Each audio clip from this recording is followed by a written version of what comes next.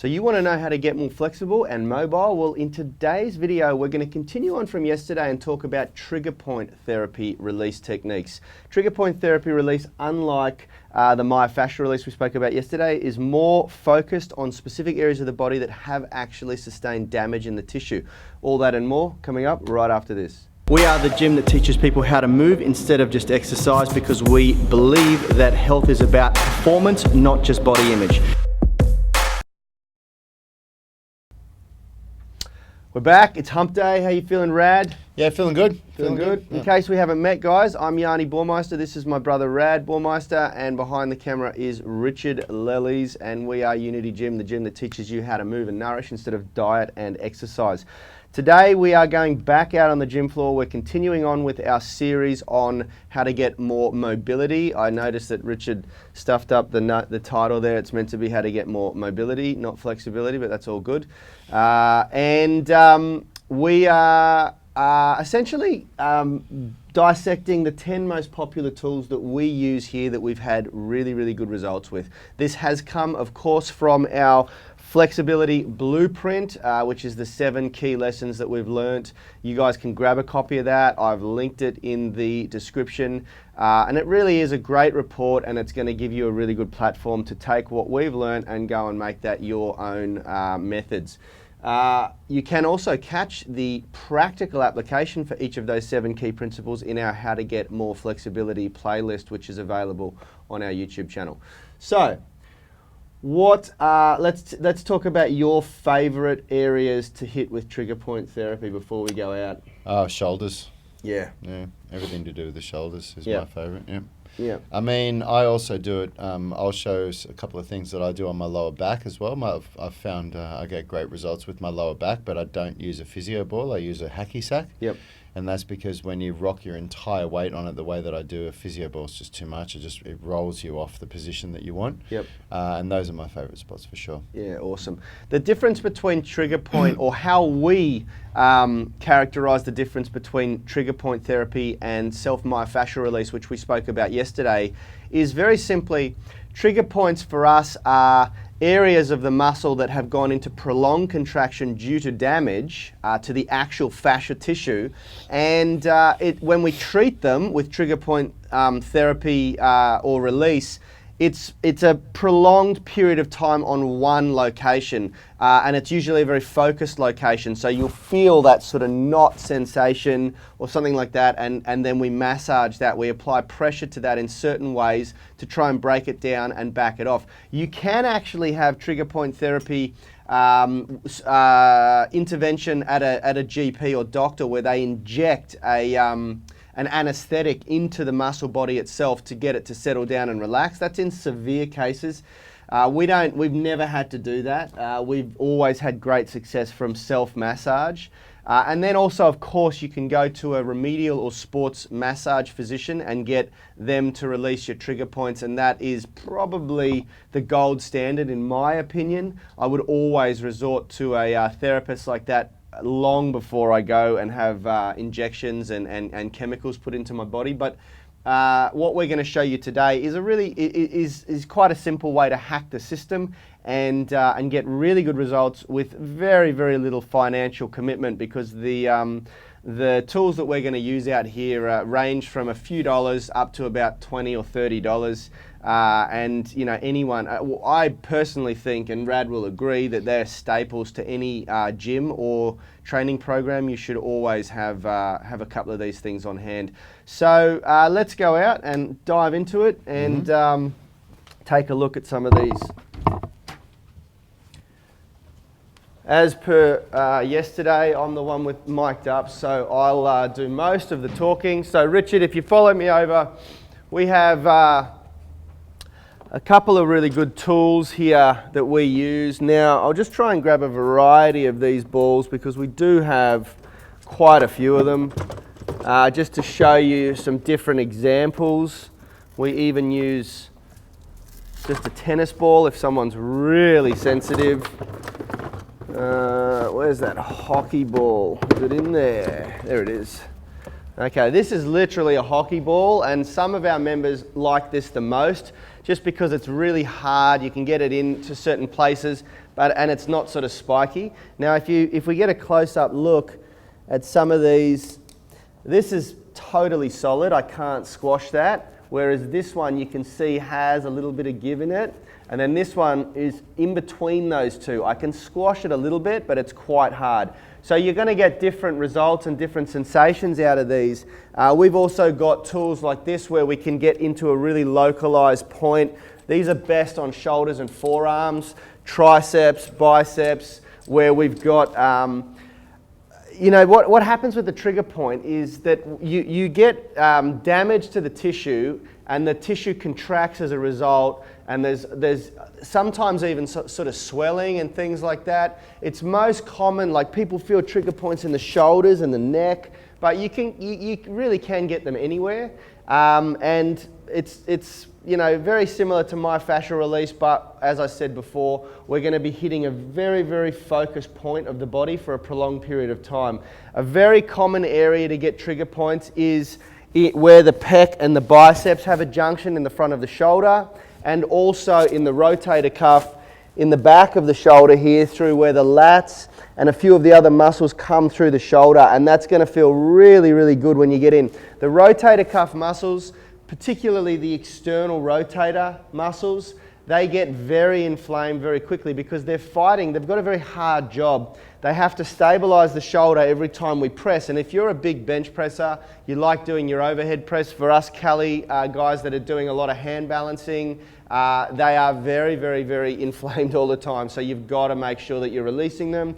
You're getting all those chemical byproducts from the muscle contraction and the workout forced back through the lymphatic system and out, so that you alleviate some of that tension and stress on the muscle so it can recover properly, you know. So let's get Rad. What he's demonstrating there right now, he's got his little hacky sack ball, and as he said here, the hacky sack ball has a lot more give. So when he's putting all of his body weight on it again, if you want to demonstrate that again, he's sort of putting it right at the top or the base of his lumbar spine where his lumbar erectors are. And for Rad, they're very, very locked on because he's got quite a, you'd even call it a hyperlordotic curve. The angle of his pelvis, we call this an anterior pelvic tilt. So the lumbar erectors are generally locked on all the time, and so he needs to often release that area down there. So he's just rocking back and forth on that. If he was to do that on one of the harder balls, it would be very uncomfortable, and he wouldn't get into the area as well, as effective. So let's grab one of the balls. Use the big red one, it's easy to see. Let's do the pecs first. So he's going to do the pec minor here, and he's going to release. This is a favorite of ours because the pec minor and even the pecs and the bicep, that whole junction of muscle, can actually affect your posture. So if you've got a real tightness or shortening in there, or a trigger point in there, it can affect the shoulder, it can affect the glenohumeral synergy, and that can lead to inflammation in the rotator cuff, supraspinatus syndrome, which is where the supraspinatus becomes jammed up in the faucet there, and it, you know, is literally rubbing against or getting compressed against bone structures, and it becomes inflamed. It's like anything. If you were to rub your bicep or forearm against a hard surface all day long, it would become really inflamed as well. So this is a really good one for not just removing trigger points and alleviating muscle tension, but also as a posture corrector, you know. And then you can combine that with strengthening work on the rhomboids and traps in the back of the shoulder and the serratus anterior muscle, which basically comes across the rib cage and inserts into the back of the shoulder blade here, the scapula, and you can really have quite a beneficial postural correction with that whole strategy. All right, let's go into the infraspinatus and teres minor in the back of the shoulder.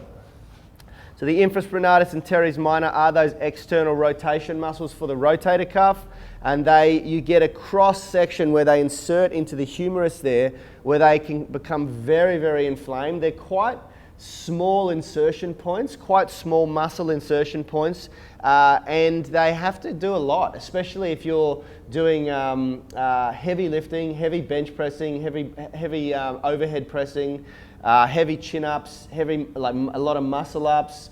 They're a real sensitive point for people that do butterfly pull-ups or kipping pull-ups for CrossFit, because they're just absolutely smashed and they're put under a lot of stress. So that's a really, really good trigger point to release. And you probably want to be doing that on a regular basis. If you feel discomfort when you go in there like that, then most likely you need to be doing it, you know.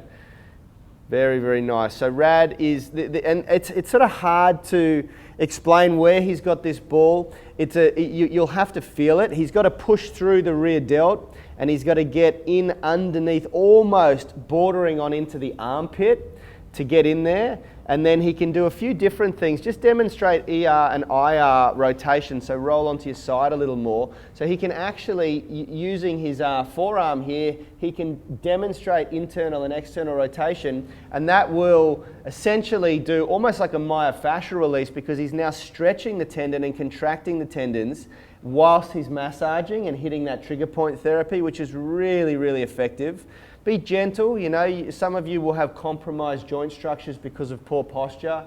So you need to be gentle at first. We do have quite a high tolerance to this stuff because we do it a lot and our bodies are used to it. So now Rad's moving on to his forearm, and he's doing, this is a really classic area of the body that takes a lot of load and stress. Anyone who does a radical lifestyle intervention like we do with the Foundation Movement System, it's a 6-day-a-week program. We're training our bodies 6 days a week. Every single day of the week, irrespective of whether you're doing upper or lower body, hits the forearms, because you're loading barbells. Like we had leg day yesterday where we did squats. We're still loading hundreds of kilos of weight plates on and off the barbells for our back squat. So the forearms are having to apply force and load to grip those plates. They're getting worked out every single day. So it's an area of the body that you have to protect. You really have to defend your forearms and elbows, otherwise you end up with tendonitis and tendinopathy, and you know the remodeling of the tissues in the elbow and forearm can get quite severe, and it can cause restriction in movement and pain and major problems.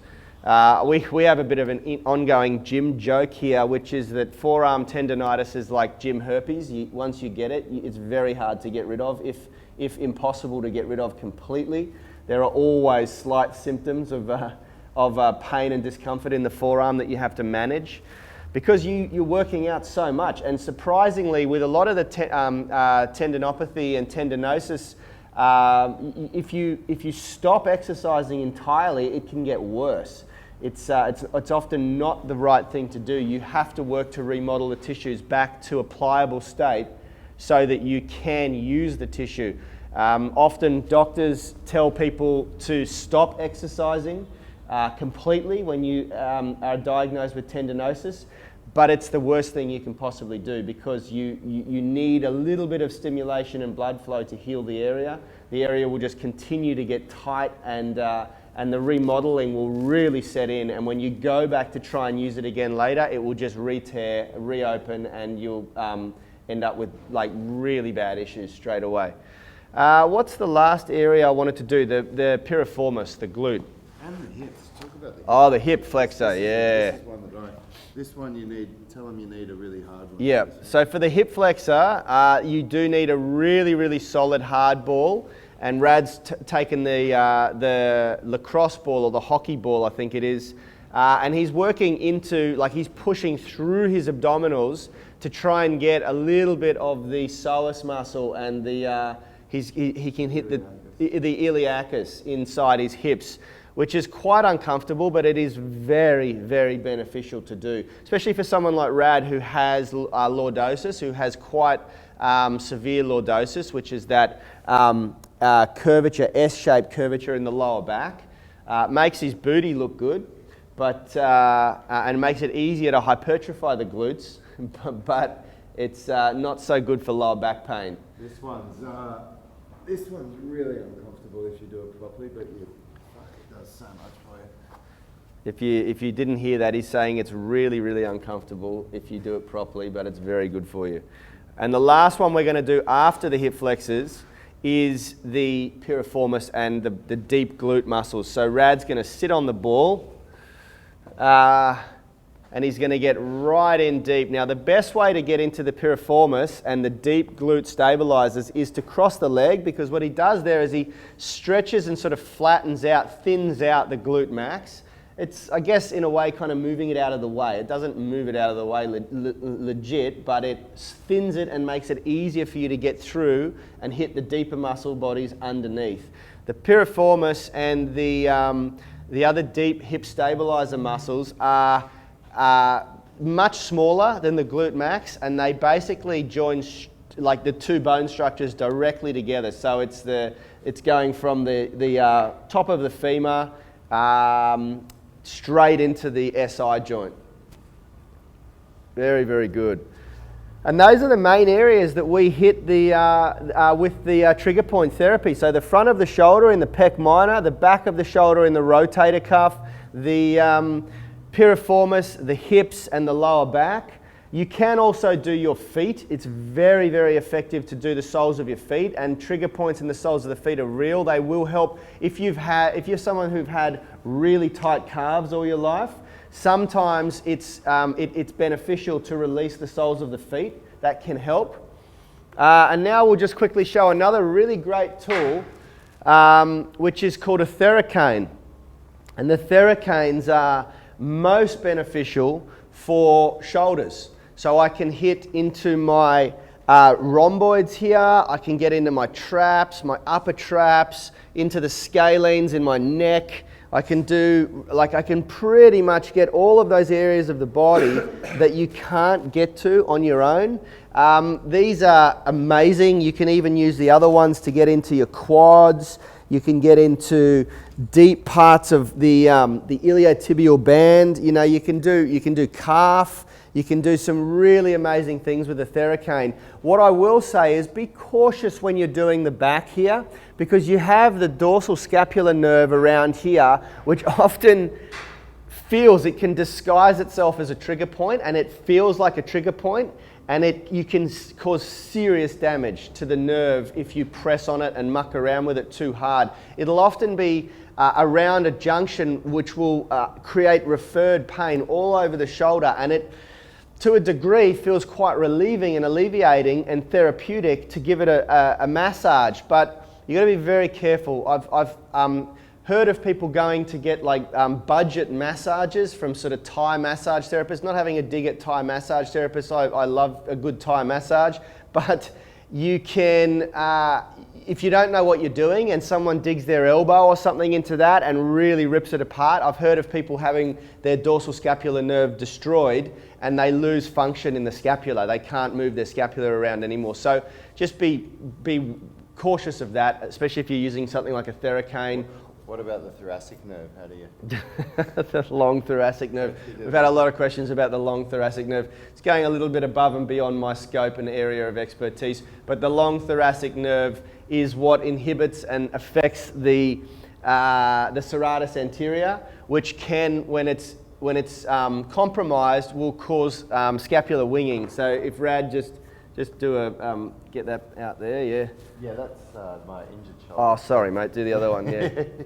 Yeah. So see that? That's a scapular winging there. Okay. Some people have that happening often because without having to affect it, like create that action, and it's usually caused by either very weak serratus anterior or a compromised long thoracic nerve in the back. And if it's a compromised long thoracic nerve caused by damage, like an injury, then it's usually only a surgery that will fix it.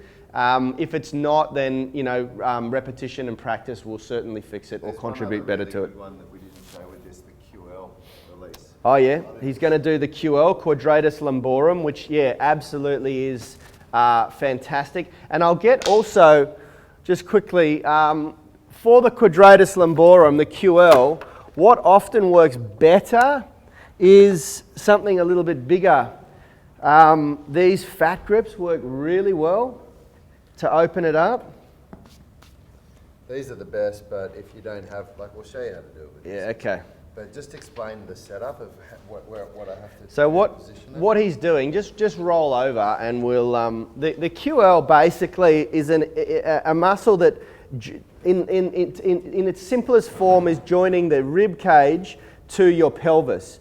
So it's quite deep, it's sort of up under here and it comes all the way down, and the muscle body itself kind of twists in motion from origin to insertion. So what he's got to do to get this in, he's got to push through and under his lumbar erectors, and there's a whole bunch of muscle. But just remember, guys, you got all this bone structure here with the rib cage, and then from here to the pelvis, there's nothing except spine and core musculature, lumbar erectors, abs, obliques, transverse abdominis, all that sort of stuff. So you do have a lot. This is why, you know, core training was popularized so easily by Pilates instructors and things, because there's less bone structure here to support, and you're relying 100% on the muscle here and a slightly thicker spine to stabilize the body, you know. So it's a very mobile area of the body, and it should be, but it also requires a lot of work, and there's often a lot of stress and an abusive load that goes through the lower back and the core area. So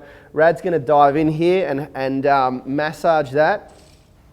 The QL is often referred to by, what's that therapy where they... Talk about what I do with my leg as well. Okay, so he's trying to get the pelvis to move. So he's doing the idea of myofascial release, where he's stretching the muscle and then allowing the muscle to contract a little bit. Stretching the muscle and allowing the muscle to contract a little bit. So he's essentially trying to get the QL to open up over that massage ball now. I'm trying to think of a type of therapy where they relate muscles to emotions. But anyway, the QL and the piriformis are considered stress muscles.